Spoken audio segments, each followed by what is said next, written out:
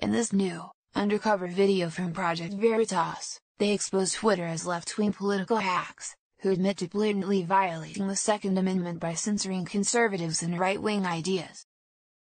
We're trying to get the shitty people not show up. It's a product thing we're working on. Let's say it was a pro-Trump thing, and I am anti-Trump. I was like, oh, I banned this whole account. It'll go to you. And then it's at your discretion. And if you're anti-Trump, you're like, oh, you know what, Mo was right, let it go. The idea of the shadow ban is that you ban someone, but they don't know they've been banned because they keep posting, but no one sees their content.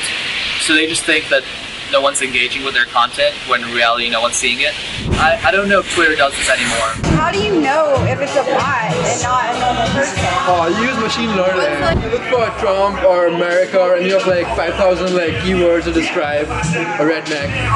And then you look and you like parse all the messages, all like the pictures, and then you look for like stuff that matches like that stuff. So is it gonna like essentially ban certain mindsets and or people who could be negative? No, it's not gonna ban a mindset. It's gonna ban like a way of talking. You have access to DMs at Twitter? Oh, I do. It's a lot of bad press if like, you know, people figure out that you're shadow banning them. It's like unethical in some way. We're trying to downrank it. We're trying to get the shitty people not show up. Yeah, they said, oh, this is pro-Trump, you know, I don't want it because, you know, it offends me, this, that. And I say, I ban this whole thing. I'm pretty sure every single employee on Twitter hates Trump. What we can do on our side is actually very terrifying. Our last video exposed Twitter's eagerness to turn over President Trump's direct messages to the Justice Department. We think today's release will help you understand why. Because although Twitter presents itself as politically neutral, its culture behind closed doors is one of blatant censorship, systematic bias, and political targeting. While many suspected this was the case, today we present the proof out of their own Twitter mouths.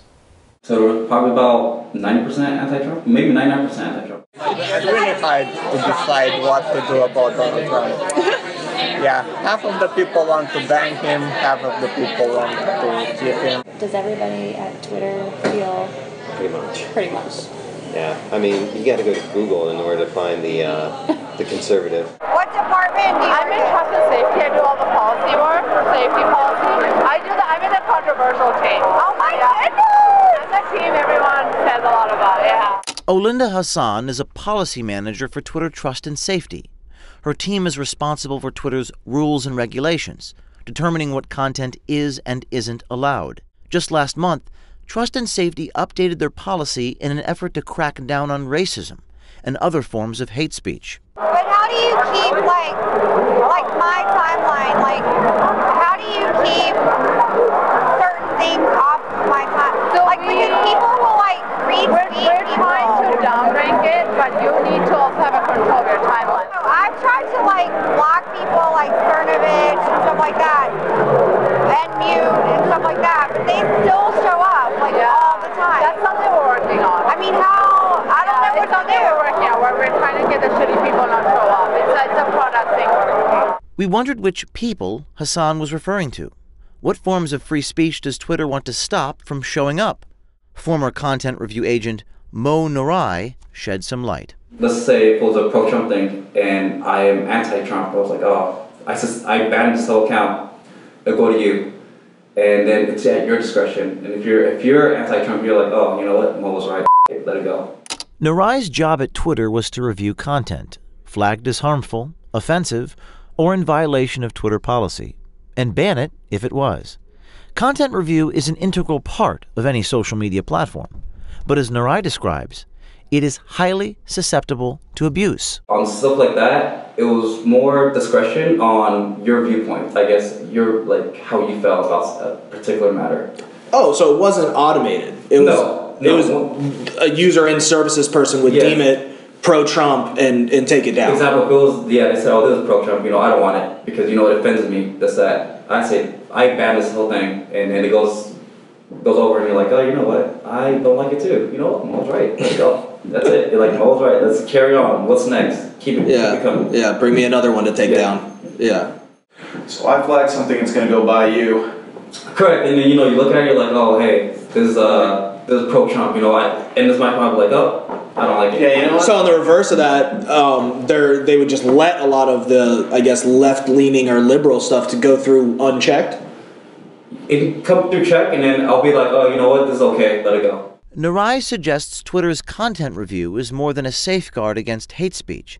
It's a tool used to promote a political agenda. You made the comment that, Twitter maybe wouldn't, verbally say some things that they, wanted to put in their company policy, but they were kind of unwritten rules as far as the content that they would allow or disallow. A lot of unwritten rules, and being that we're in San Francisco, we're in California, very little state, very blue state, you have to be, as a company you can't really say it because it'll make you look bad, but behind closed doors, a lot of stuff was like, hey, you have to do this way, or something like that. It was never written, it was more said.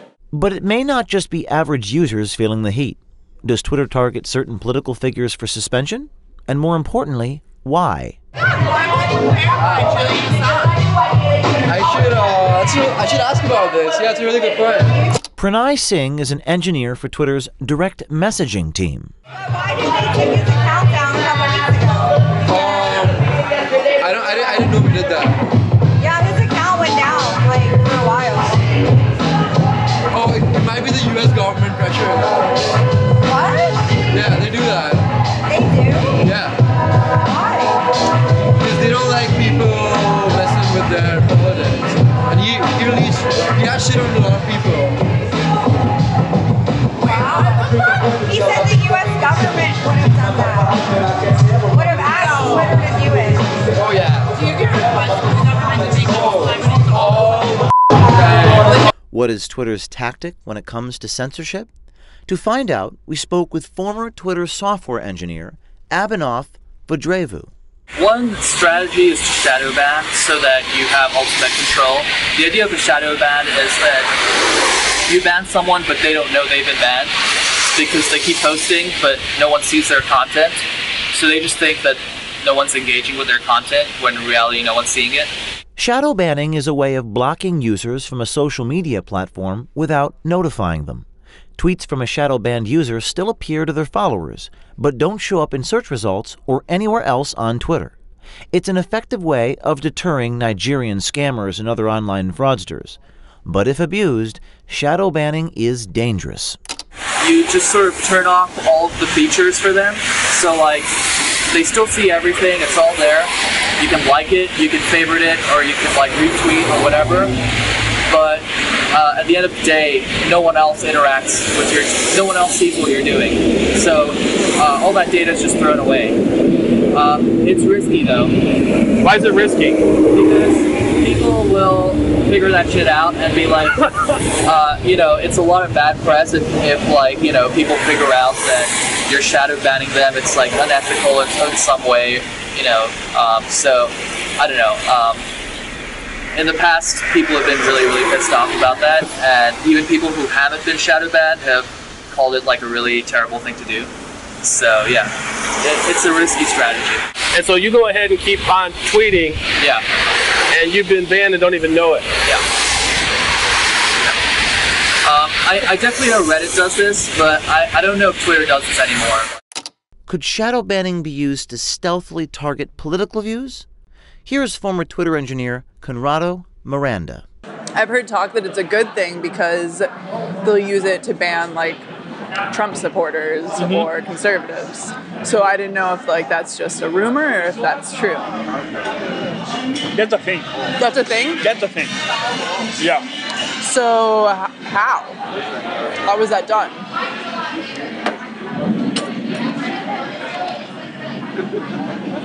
Okay. Basically, Twitter is a huge set of the tweets and a shitload of filters on top of it. Okay. That's one of the filters on top of it. Okay. That's about it.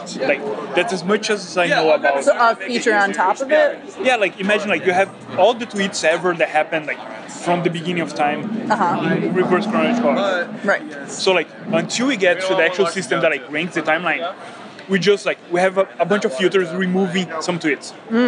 So like we have a stream of tweets, and we have like one filter just kicking out some of them.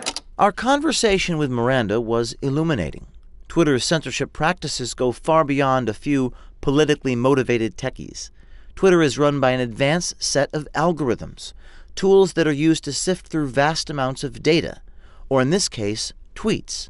Their algorithms block, mute, and prioritize everything on the Twitter platform, and they're growing smarter by the day. Just go to a random tweet and like just look at the followers. It'll all be like guns, God, America, like and with the American flag and like the cross. Yeah, no one really likes America.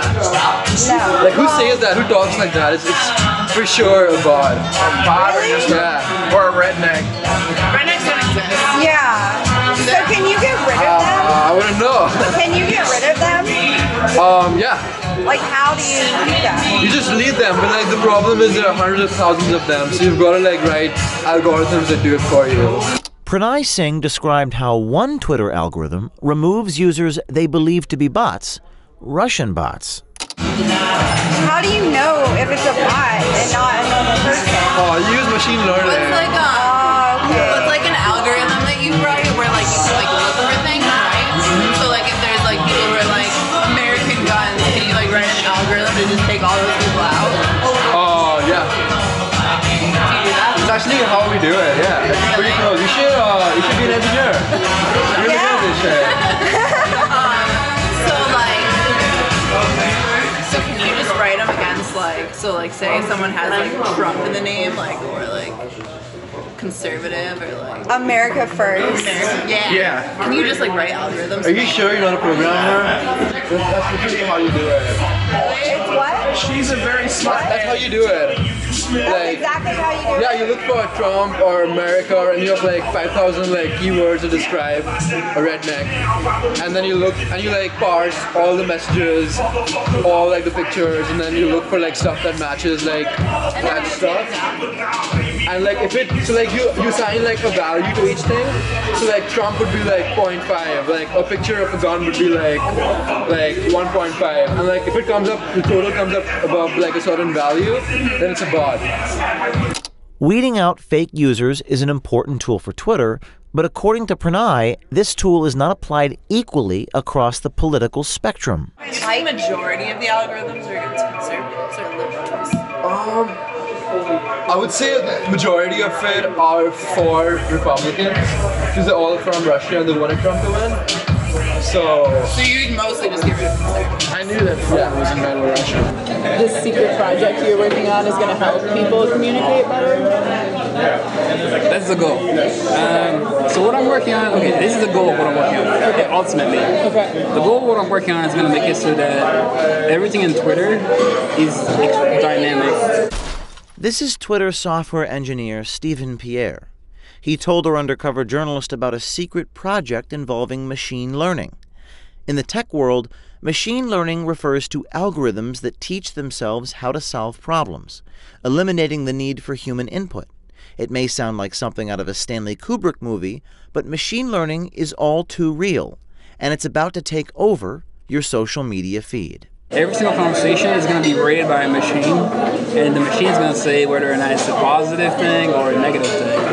And whether it's positive or negative, that's going to go for content. But more it's like if somebody's being aggressive or not, right? Somebody's like just cursing at somebody like, oh, whatever. They might have a point, but it'll just like vanish. So is it going to like essentially ban certain mindsets and or people who could be negative?